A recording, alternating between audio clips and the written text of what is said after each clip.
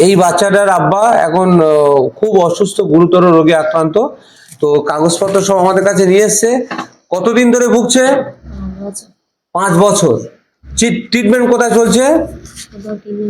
কোথাও ট্রিটমেন্ট চলে না। বুঝতে পারছেন আমরা কতটা সচেতন?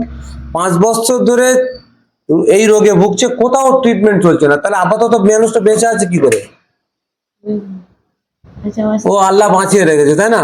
হায়াত রয়েছে বলে বেঁচে আছে। যাই হোক, এর আমরা স্বাস্থ্যসাথী কার্ডে ট্রিটমেন্ট করাতে গেলে কার্ডে ওর নাম নেই।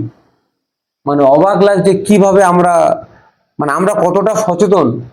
স্বাস্থ্যসাথী কার্ডেও সহযোগিতা করতে পারবো না। মোতালিব মিকাইল মন্ডল, মহিষবাড়ি থেকে ওরা এসছে আমার কাছে, কুলতলি বিধানসভা এলাকার। আর তোমার বাড়ি কোথায়? ক্যানিং। ক্যানিং থেকে এসছে। আপনার বাড়ি? মহিষবাড়ি। আর এরা আমার মমিন ভাই, আমার মেম্বার আছে, এও আমার মেম্বার আছে। তো অ্যাকচুয়ালি এই যে বিষয়টা আপনাদের সামনে আমি তুলে ধরছি, এটা আমি একদম আমি ফেল করব জেনে এই যে কাজটাতে নামছি। মানে কিডনির সমস্যা মানে অনেকটা বেড়ে গিয়েছে।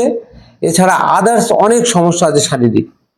আমি একটা চিঠি করে দিচ্ছি, সেই চিঠিটা নিয়ে ব্যাংকে দেবে, দিয়ে বলবে আমার তো ফোন পে করার মতো পয়সা নেই, আমার তো ফোন পে নেই। তাহলে আমার স্ক্যানার থেকে ব্যাংকের স্ক্যানারটা দিয়ে দেবো, যেভাবে আমরা মাহমুদ আলীর মাকে করেছিলাম। আদার্স অন্যান্য পেশেন্টদেরকে এরকম করেছি যাদের বড় ফোন নেই, স্ক্যানার নেই। তাহলে ডাইরেক্ট আমরা ব্যাংকে চিঠি করে ব্যাংক থেকে স্ক্যানার নিয়ে সেই সহযোগিতা পাওয়ানোর জন্য ব্যবস্থা করার চেষ্টা করি। এই বাচ্চার আব্বা অ্যাকচুয়ালি খুব মানে এই চকলেট দিয়েছো?